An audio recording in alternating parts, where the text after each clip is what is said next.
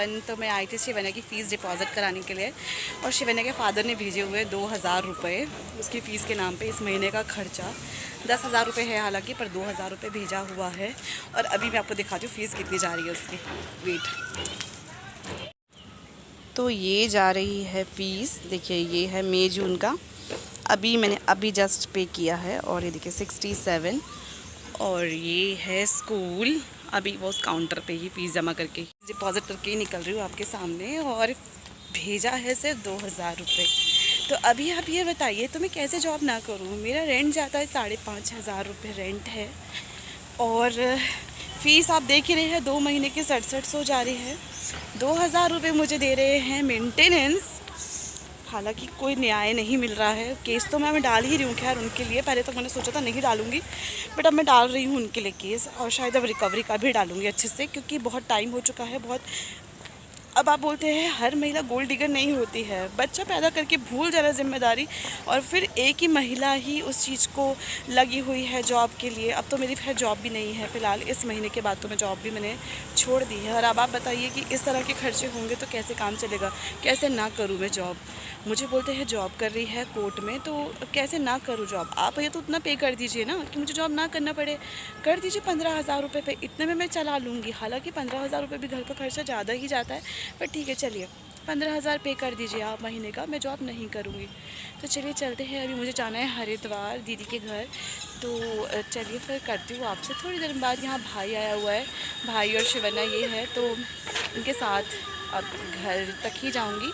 चलिए फिर चलते हैं। हे एवरीवन, तो शिवन्या की फ़ीस सबमिट में करके आ चुकी हूँ। और शिवन्या ना बोलने ही नहीं दे रही, इतनी बदतमीज़ हो गई है लड़की सीरियसली। और आपको आ रही होगी मशीन की आवाज़। तो मैंने कपड़े धोने के लिए मशीन पर लगाए हुए हैं।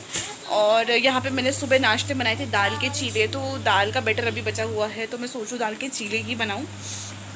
थोड़े दाल चावल भी बचे हुए हैं, तो दाल चावल खा लेंगे। मैंने खाना इसलिए कुछ नहीं बनाया, क्योंकि मुझे निकलना है हरिद्वार। और मैं अगर और नया खाना बनाती हूँ पुराने को कंज्यूम ना करके, तो फिर वो भी फेंकना पड़ता और पुराना तो गाय को डालना ही पड़ता।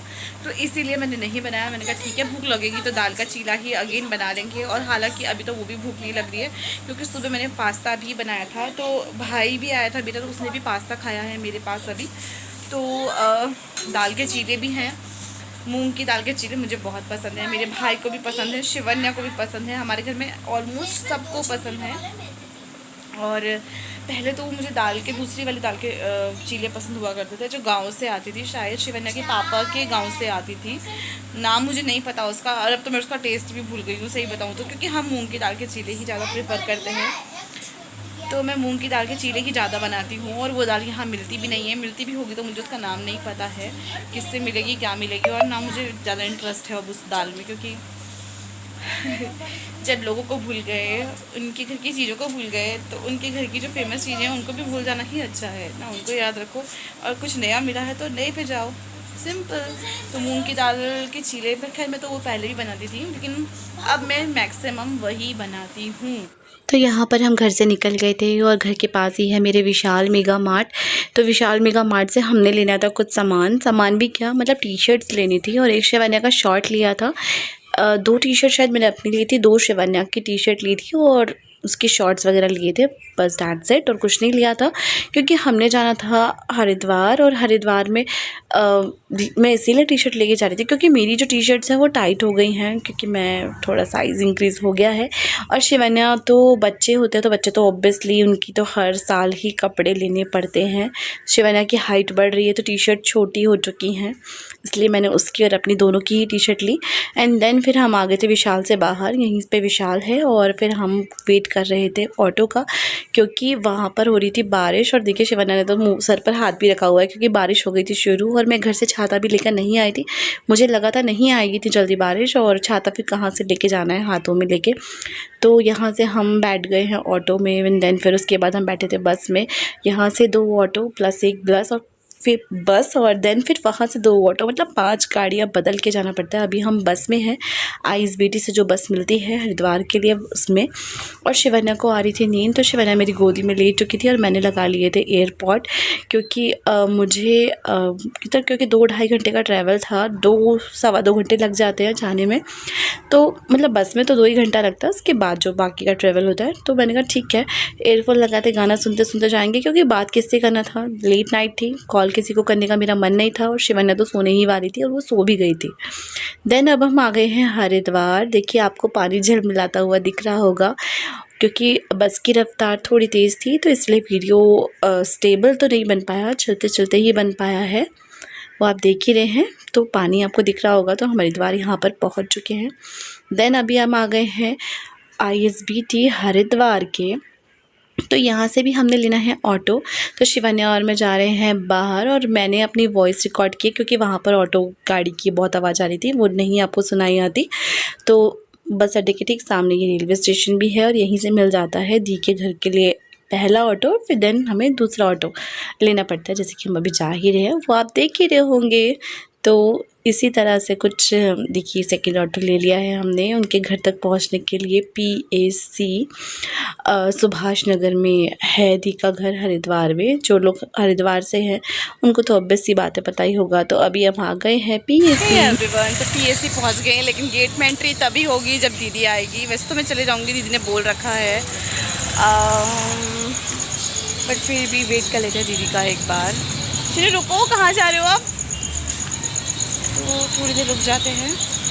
कैसे होता है यार, हालत देखिए कैसे हो गई है, थोड़ी सी ख़राब हो गई है हालत आते आते, क्योंकि बहुत 2-2.5-3 घंटे लग गए हमें आते आते। और अब बज रहे हैं यहाँ पर 10 बजे पहुँची हूँ मैं अभी यहाँ पर। तो ये एवरीवन पहुँच गए हैं दीदी के घर पर, मतलब दीदी को क्वार्टर मिला हुआ है यहाँ पर। तो यहाँ पर पहुँच गए हैं, और अभी दीदी गई है किचन में, और मैं बैठी हूँ कूलर के सामने, क्योंकि यहाँ पर बहुत ज़्यादा गर्मी है। देहरादून में जितना ठंडा हो रखा है उससे ज़्यादा गर्मी यहाँ पर है। और ये है अब मेरी हालत हो रही है ट्रैवल करने के बाद। ये है शिवन्या और ये है दी। हाय गाइस, पता ये कौन है? तो अभी मैं करने जा रही हूँ चेंज, क्योंकि थक गए हैं। थोड़ा चेंज करके तब आपसे बात करेंगे रिलैक्स होके। चलिए मैं करती हूँ थोड़ी देर में बात। तो यहाँ पर हमने खाना खा लिया है और किचन भी साफ़ कर दिया है, वो मैं दिखाना भूल गई। तो दीदी ने बनाया था मटर पनीर और रायता बनाया था और रोटी बनाई थी। तो क्योंकि सॉरी क्लिप गिर गया था मेरे हाथ से नीचे। तो खाना वाना खा लिया है, बर्तन हमने धोकर रख दिए हैं। पानी की ये भी शॉर्टेज थी, तो इसलिए हम वहाँ से पानी भर के लाए। और कि गवर्नमेंट क्वार्टर है दीदी का, तो इस टाइप का है। और ये है दी। तो खाना वाना खा के अब हम जा रहे हैं सोने के लिए। तो मैं खाना नहीं दिखा पाई आपको, क्योंकि भूख बहुत तेज़ लग रही थी और थक भी गए थे बहुत ज़्यादा। तो चेंज मैंने कर लिया था, और बाकी तो आप देख ही रहे हैं। तो अब मैं आपको इससे ज़्यादा ब्लॉग में क्या ही दिखाऊं आज के ब्लॉग में। तो कल का ब्लॉग स्टार्ट करेंगे एक नई जगह से, मतलब स्टार्ट यहीं से करेंगे, लेकिन जाएंगे कल कहीं ना कहीं घूमने, तो वो आपको ज़रूर दिखाऊंगी मैं आपको। तो चलिए फिर इस ब्लॉग का तो कर देते हैं यहीं पर एंड। मिलते हैं नेक्स्ट ब्लॉग में, तब तक के लिए bye. Thanks for watching me. Like share subscribe करना बिल्कुल मत भूलिएगा। Bye bye.